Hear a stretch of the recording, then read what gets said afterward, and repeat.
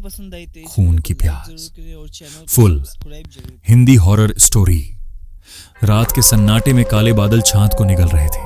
पहाड़ों के बीच खड़ा एक पुराना टूटा फूटा महल, जिसे दूर दूर तक लोग सिर्फ ब्लड कैसल के नाम से जानते थे। कहा जाता था कि वहां सदियों से एक प्राणी रहता है जो ना इंसान है ना जानवर, वही ड्रैकुला। शुरुआत एक गलती आरव और उसके 3 दोस्त सिया, तनिषा और यूनुस जंगल में ट्रैकिंग के लिए निकले थे। जैसे ही अंधेरा घिरा, उन्हें कहीं दूर से एक पुरानी घंटी बजने की आवाज आने लगी। चलो देखते हैं, आरव बोला, पर सिया ने रोका। यह अच्छा आइडिया नहीं है, यह जगह ठीक नहीं लगती। लेकिन देर हो चुकी थी। रास्ता धुंध में खो गया और वे अनजाने में उस महल के गेट पर पहुंच गए। गेट पर जंग लगा था, पर हवा के झोंके से अपने आप खुल गया, जैसे किसी ने उन्हें अंदर बुलाया हो। महल के अंदर का अंधेरा महल भीतर से इतना शांत था कि उनकी सांसों की आवाज भी डराने लगी। दीवारों पर लगी सदियों पुरानी पेंटिंग्स, जिनमें दिख रहे चेहरे धीरे धीरे उनकी तरफ देखने लगे जैसे। अचानक तनिषा चीखी, किसी ने मेरा हाथ पकड़ा, लेकिन वहां कोई नहीं था। सीढ़ियों के ऊपर एक काली परछाई खड़ी थी, लंबी, दुबली, और उसकी आंखें लाल अंगारों की तरह चमक रही थी। परछाई धीरे धीरे आगे बढ़ी और जैसे ही चांद की रोशनी उस पर पड़ी, वह ड्रैकुला था।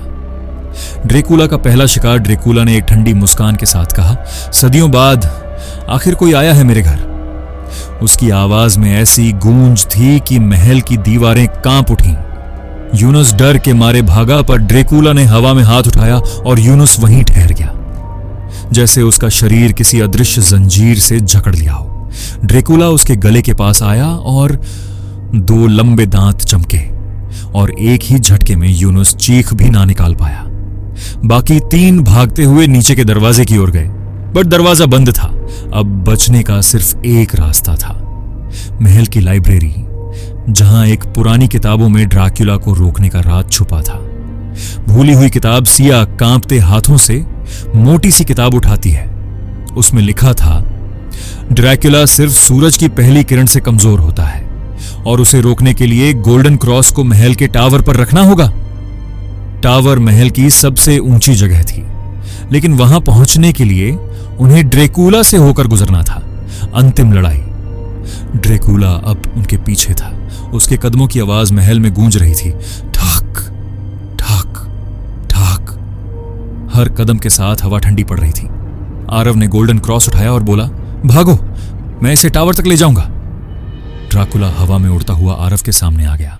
उसकी आंखों में भूख, खून की प्यास और सैकड़ों सालों का गुस्सा था।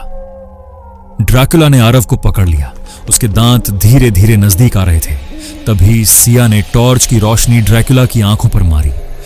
एक पल के लिए ड्रैकुला पीछे हटा, बस उतना ही वक्त काफी था। आरव टावर की तरफ भागा और क्रॉस को सबसे ऊपर रख दिया। जैसे ही सूरज की पहली किरण क्रॉस पर पड़ी, सारी रोशनी ड्रैकुला पर गिरी। वह चीख उठा, एक ऐसी चीख जो महल की नींव हिला दे। उसका शरीर राख बनने लगा। कुछ ही मिनटों में वह पूरी तरह गायब हो गया। अंत या शुरुआत?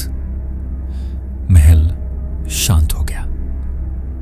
आरव, सिया और तनिषा बाहर निकल आए, लेकिन जाते जाते उन्हें पीछे से एक फुसफुसाहट सुनाई दी।